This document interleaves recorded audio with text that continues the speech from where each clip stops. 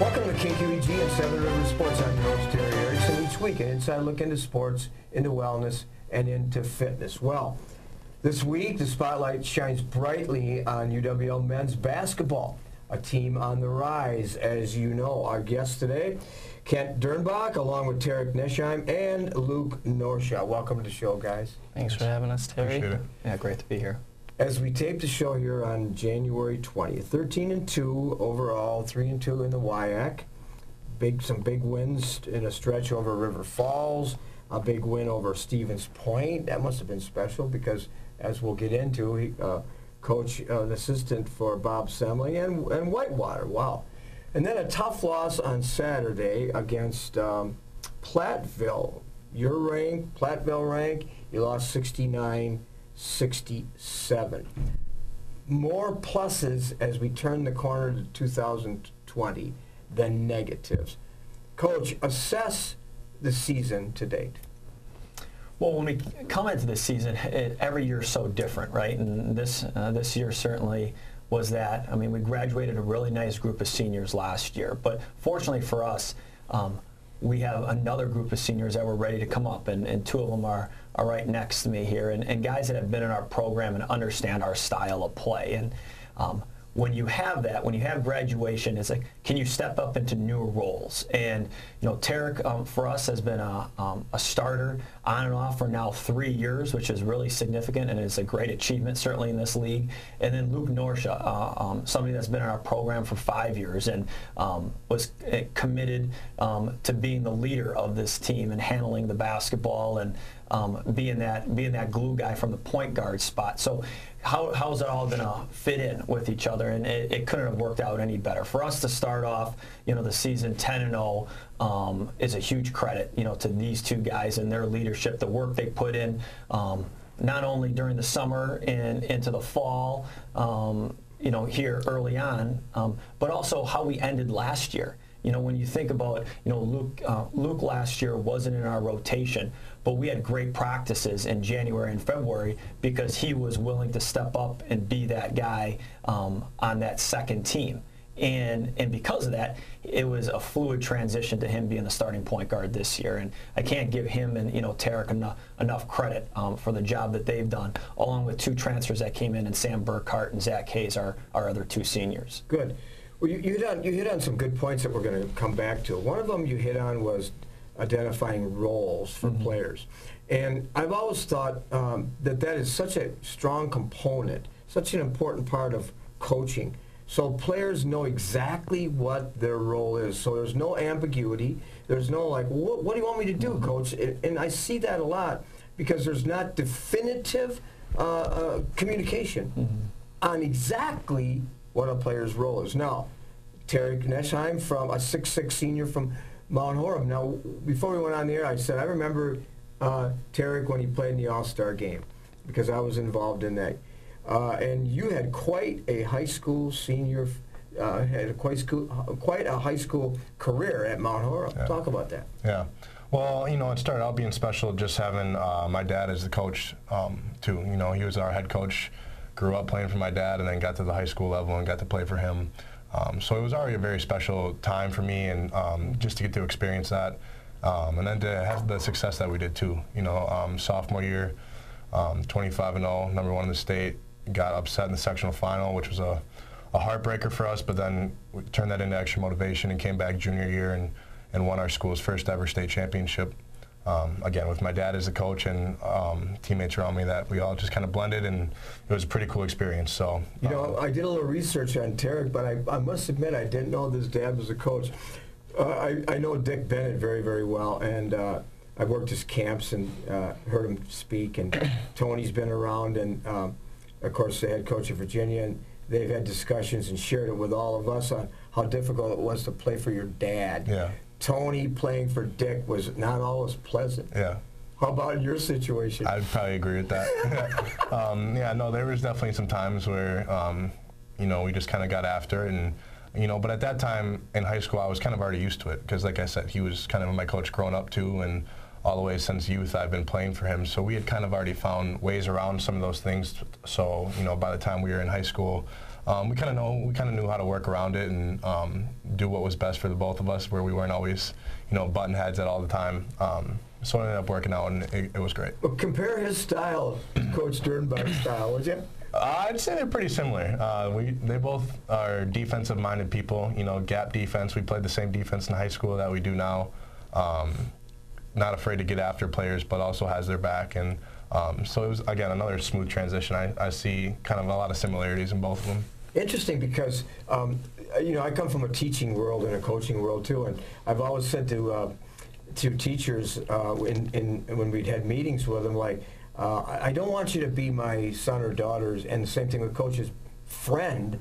I want you to applaud them and encourage them and reward them when they do well, but I don't want you to tell them they're doing well when they're not doing well. Yeah. I want you to get on them. Yeah. And so that makes a lot of sense. We can't forget about Luke Norcia here from I did a little research on you from Highland Park, Illinois.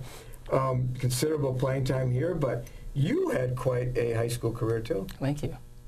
Yeah, it's kind of same thing with Terek. Like, we had a great group growing up, and everyone kind of just stuck together. And my senior year was pretty special. We beat the 3A state champs, and in Illinois it actually goes 4A, 3A, 2A, 1A. So instead of in Wisconsin, it's like D1, D2. So the 4A is actually the biggest.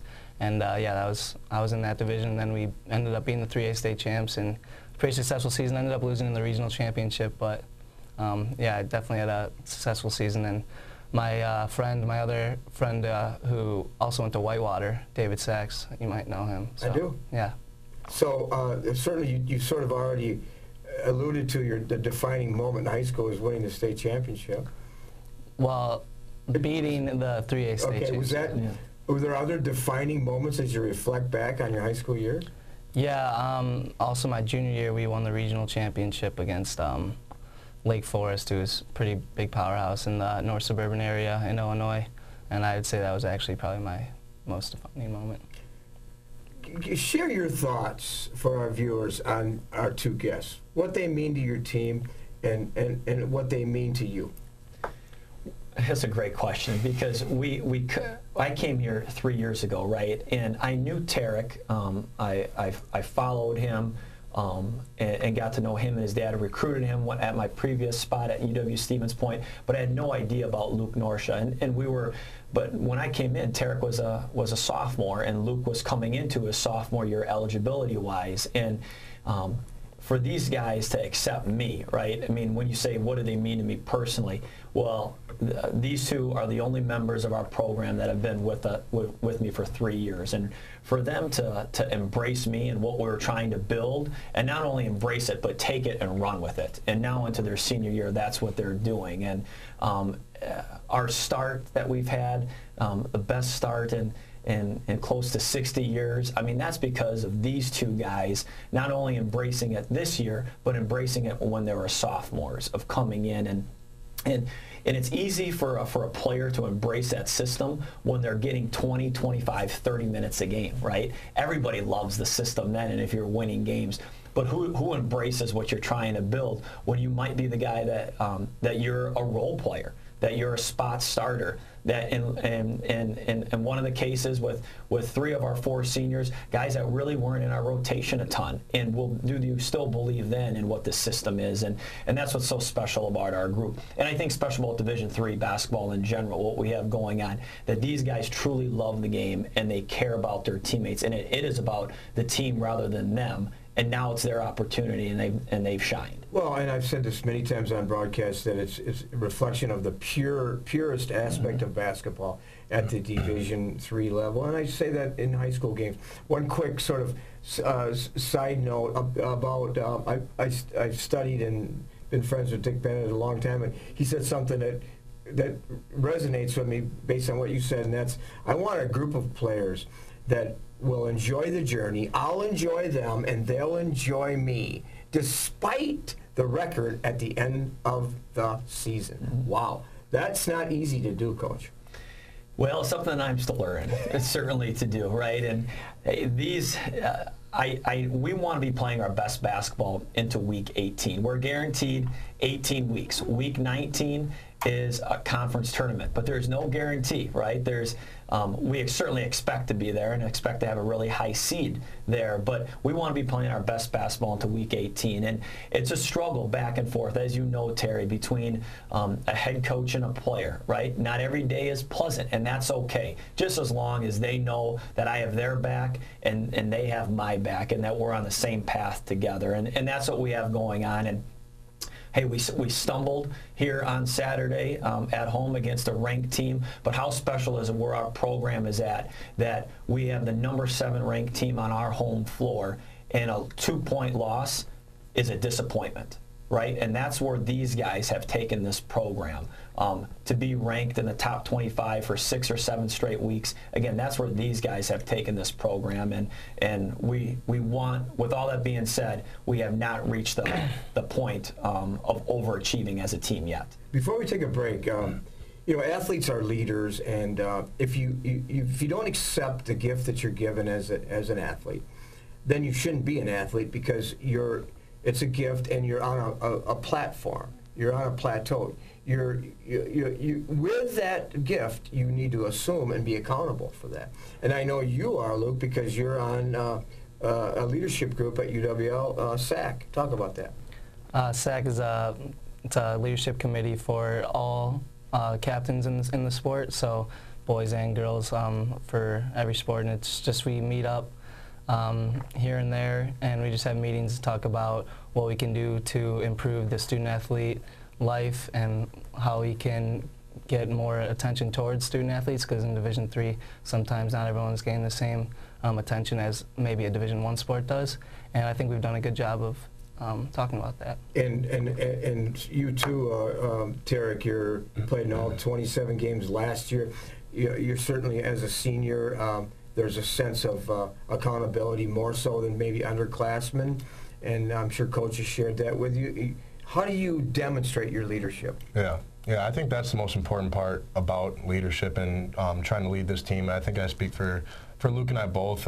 We just kind of go out there and try to lead by setting a good example, coming out and practicing hard, showing new guys, freshmen or transfers, whatever it may be, how to practice and what it's going to take to be, you know, a successful team like we are right now, coming in and just working really hard every day, whether that was in practice, this fall with just workouts, and you know, those things aren't always technically mandatory, and it takes a little bit extra effort to get there and be consistent every day. So we knew that if we did that, that would just kind of show the younger guys the ropes and just kind of set the standard for what this team was going to be. And looking at your record, looking at your ranking in the country, watching you play as I have, that you certainly have assumed that role. My role as the host of the show is to take a break. And we'll do that. We'll step aside just a minute. We come back more here on Seven Rivers Sports. With our busy lives, it's a comfort to know that we can still remember loved ones in a traditional way with a monument. Lewiston Monuments in Lewiston, Minnesota has been helping families purchase a monument for over 4 generations. You'll find a large selection of beautiful granite, marble, and bronze monuments, all at competitive prices. And they're a full-service company, so they also do straightening, cleaning, and repair of monuments. Stop in or call for a no-obligation consultation, or visit lewistonmonument.com for more information. You know, the thing I'm most proud of when I think about our company is the reputation that we've been able to build in this community. Our technicians have done a great job going out and performing magnificent jobs for the customer. And our customers have rewarded us with some really great reviews online. We have over 150 5-star reviews online right now. Our technicians do a great job out there, and our reviews show it. We can say without hesitation, when you choose Schneider Heating and Air Conditioning, you'll be glad you did. Welcome back to Seven Rivers Sports. Again, the spotlight today on one of the best teams in the country, UWL men's basketball. Head coach Kent Dernbach, along with Terek Nesheim and Luke Norcia. In the first part of the show, we talked a little bit about 2 things. One, team identity. And every team has their own sort of identity in the country, in any sport. What would you say would be probably the most profound way to describe the team identity of UWL men's basketball? Well, I hope we take pride in the defensive end. If any team, anybody watches us play, watches us practice, doesn't matter if it's for one drill or for all of a practice, for a half of a basketball game, that I hope they can see, right away that we're going to pride ourselves on that side of the basketball. And it's what we were able to do through 10 games in our non-conference play. We're the #1 defense in the country, playing a pretty darn good strength of schedule. And it's what we've shown at times now through conference play. We haven't been at that same level, but we're working hard to become that on a consistent basis in this league.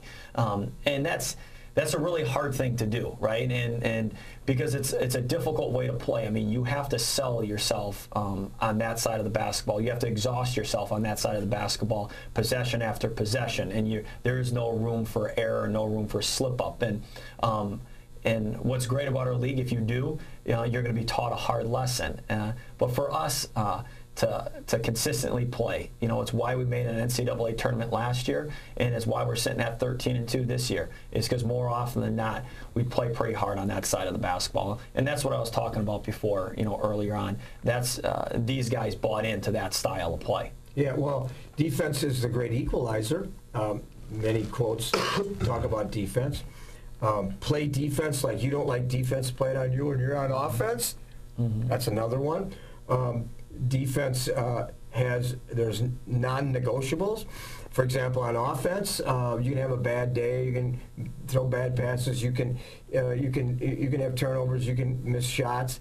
But on defense, not a lot of room for negotiating. Would you agree? Yeah, I mean, I think these guys would agree that on the offensive end, we have a lot of freedom to make a play, and I trust our players out on the floor. But defensively, I try to rule that with an iron fist. You have to be able to guard. You have to be able to have our principles and execute our principles, or there's chaos on that end of it. And offensively, it's a little bit lighter, where as long as we're taking good shots and taking care of the basketball, I trust that we're going to have 5 guys out there that can make the right basketball play. I read a lot of books on coaching and self-improvement and so on, and I like Terek, I like what Tom Crean says he says that he doesn't want people to buy in to what he's teaching defensively and so on. Not buy in, lock in. There's a big difference between the two. Yeah. And Jay Billis talks about mental toughness. Physicality, certainly, but mental toughness, where so many athletes fail. The mental is to the physical as 4 is to 1. How do you prepare yourself? How did you in high school? How do you prepare yourself mentally for the WIAC? Yeah, I mean, especially the WIAC, it's a whole different animal. You can go and play those non-conference games, and you can have a pretty solid defense and feel good about yourself, and that's great. But come the WIAC season, you have to be even better, right? And in terms of locking in, I think that just comes from being consistent every possession. We can go down the court and have 2 or 3 good possessions in a row where we're getting stops, where we're playing great defense. But can we do that time and time again for 20 minutes, for 40 minutes? And then, we've struggled to do that at times, I think, where we've played great defense for 30 minutes. But it's that 10 minutes where we weren't locked in that's cost us. So just trying to improve on that and staying locked in mentally, knowing that we have to come down the court and do that same thing over and over again. I'm sure Coach preaches to you what I would assume many coaches do, not all perhaps, but valuing you as a guard, you as a leader on offense, valuing each possession. Mm-hmm. Yeah. Not taking a possession off. Not doing something foolish, taking shots you shouldn't take. It sounds like you're in practice right now, right? But valuing each time you get the ball. And, of course, part of that's up to you. Mm-hmm. Yeah, I think that's another thing, like Terek said, leading by example. So if we're turning the ball over, if we're taking bad shots, it's just going to trickle down to the younger guys, and they're going to think, oh, I can turn it over now, and oh, I can take this shot. But as long as we are leading by example and we are making the right plays, it's going to just trickle down, and everyone's going to be making the right plays. And I think that's what we've been doing this whole year. And Terek talked about his dad and so on. His coaching, a lot of good memories of that, right? A lot of like, oh, geez. Did it ever carry over to the dinner table afterwards? A couple awkward car rides home from practice, back to dinner. But Luke, you had a highly successful career. Family support a big part of who you are too? Yeah, definitely. I can just remember all the times that my parents have driven me like across the country, flown me on planes for AAU tournaments, stuff like that. So, and then my brother too has been a big support. He also a college athlete, went to Augustana, so he kind of has helped me, especially this year, with how much playing time I've been getting. He's been helping me just stay focused and deal with success like we have been. Let's go back down the yellow brick road. Reflection. You know, it's 2020. This is early in January, so you're reflecting on your life, right? Yeah. So going back to reflections, when did you? Who inspired you when you were very young? It's like, Luke, you can be a really good player. I think it was more kind of like the opposite. It was like, obviously, like, you can be a good player, but I think it was my parents kind of just instilling in me that it's not all about basketball, you know, and I think they really instilled a lot of life lessons into me, and obviously I'm not going to go to the NBA, right? So it's important to just, basketball is one thing, but then family and like supporting your friends, all that, I think they really helped me with that. The NBA. You watch a little bit NBA? Yeah. Speaking of the NBA, I'm sure you guys all watch the NBA. There's something that people don't know about you, and I learned it on your profile. And this is, to me, incredible. But we're going to test Luke's knowledge. Because he says in his profile that something people don't know about me is I know where every NBA player went to college. Yeah. All right, you ready? Good luck. I think I'm ready. I like the Lakers. Where did Avery Bradley go to school? Texas. Really? Yeah. I really like the Lakers because I'd like to know where Quinn Cook went to school. Duke. Really? Yeah. So how about this guy, Danny Green? North Carolina. Okay. I like the Bucks, too. Yeah. Right. I'm from Chicago, so you know. So where did the Lopez boys go to school? Stanford. Yeah, I even knew that, but you don't know this one, though. Where did Sterling Brown go to school? SMU. He's from Illinois. So I could go on and on, but we don't have time. I could go on, and you would be able to. How many players on a roster? Like 15? Yeah. You could go all the way to the. I'd say out of the 450, I could probably get 425. Yeah. Did you know that, Coach? Well, they talk that his knowledge is pretty good. we have some Anytime they fun want to know, hey, who's playing tonight or what's going on, just ask Luke. Ask Luke. But here's a $64,000 question. What about your knowledge in the classroom? How's that do? It's going well, yeah. I think our whole roster has been doing a good job staying on top of their schoolwork. And so rapid fire drill, you know what those are? Yep. From practice? Yep. Okay. Grades, obviously not a problem for you. And major? I'm a physical education major with a coaching minor. Oh, so maybe a GA or something next year? Yeah, that would be. When do you graduate? I have to student teach next fall, and then from there I should be graduating. Maybe I will apply for a GA job or something. We'll see. A lot of young people, including my own grandchildren, watch this show. They have to, by the way, but just kidding. But they always like, Grandpa, how can I become a college player someday? I say, watch the show. Get some advice from college players. All right. You got all these young people watching. How do you become a college student athlete, outstanding student athlete, in the classroom and on the court? I think it just all stems from effort. You just got to work hard in the classroom and on the court, and you got to be humble. It starts out from a young age. You just, like, you take coaching, you take parenting, you're friendly to your friends, you're friendly to strangers. I think it's all just kind of a culmination of everything. A culture, which I'm going to get to Coach on that last question. So you're speaking to a group of young people, middle school, elementary school. How can I follow Terek's footsteps? What are you going to say? Basketball-wise, you know, one thing I think I would suggest to people is just to get as much experience as you can playing basketball. I think for almost everybody on the team, I think about what they did growing up, and it was just playing a lot of basketball games, you know, playing with your hometown teams and your youth teams. Once you get a little bit older, joining the AAU circuit and playing a ton of games there. I think back to all the games we've played in our lives, and it's thousands of basketball games that we've played, and the amount of experience and how much better you get when you're playing that amount of games, it really helps you. Yeah, I'm going to interject this quickly, though.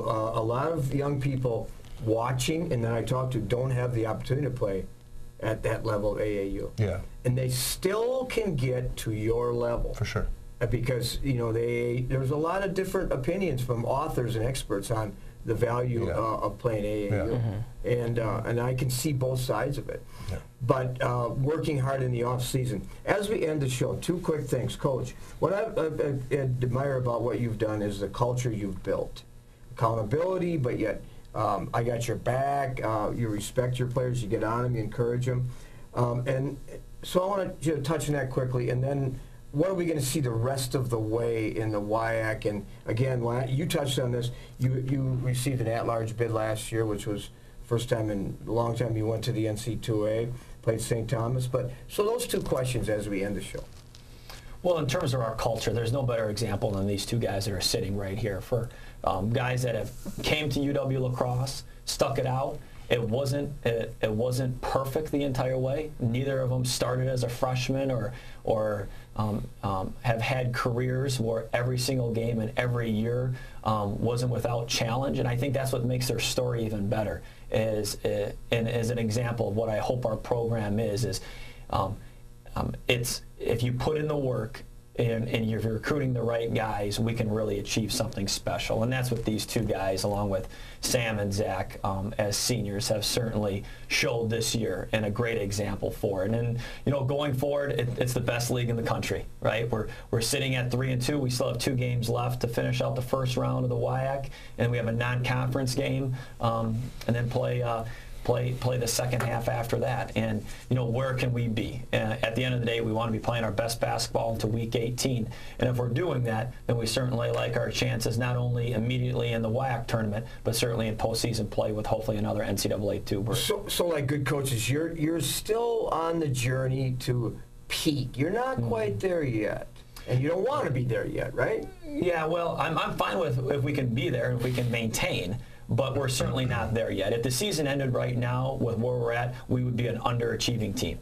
And that's at 13-2, and I would say that. And I think these guys agree too. Where we're at right now is not where we're going to be in week 18. We have another 2 or 3 levels to us.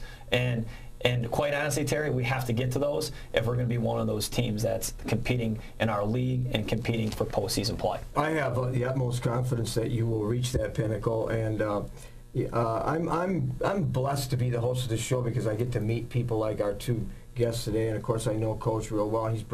He's changed the culture. Kenny Cable did a great job too, but a different approach, and so it's great to have you on the show again. Guests today, UWL men's basketball. Go to the website, check the schedule, get to a game. You'll enjoy being at Mitchell Hall. Kent Dernbach, the head coach in his third year. Yep, third year, yep. Third year, along with Terek Nesheim and Luke Norcia. Thanks for being on the show, guys. Thanks for having us. Thanks, Terry. All right. We'll be back with little film clips on a recent game right after this. You know, the thing I'm most proud of when I think about our company is the reputation that we've been able to build in this community. Our technicians have done a great job going out and performing magnificent jobs for the customer. And our customers have rewarded us with some really great reviews online. We have over 150 5-star reviews online right now. Our technicians do a great job out there, and our reviews show it. We can say without hesitation, when you choose Schneider Heating and Air Conditioning, you'll be glad you did. When you're faced with the decision of selecting a monument to honor someone dear to you, call Lewiston Monuments for a no-obligation consultation. Lewiston Monument is a full-service monument company, serving families in Iowa, Minnesota, and Wisconsin for over 4 generations. You'll find beautiful granite, marble, and bronze memorials, all at competitive prices. Their experts can help you design the perfect and unique memorial. Lewiston Monument. Call today or on the web at lewistonmonument.com. Welcome back to Seven Rivers Sports. Great interview this week. We profile UWL men's basketball under head coach Kent Dernbach. Well, lots of basketball games going on through February into March, into the postseason, as we broadcast games throughout the Cooley region. Check our website for all the games that will be posted as we move through the sectionals. Thanks for joining us this week. I'm your host, Terry Erickson, hoping that you will have an active and a healthy week ahead.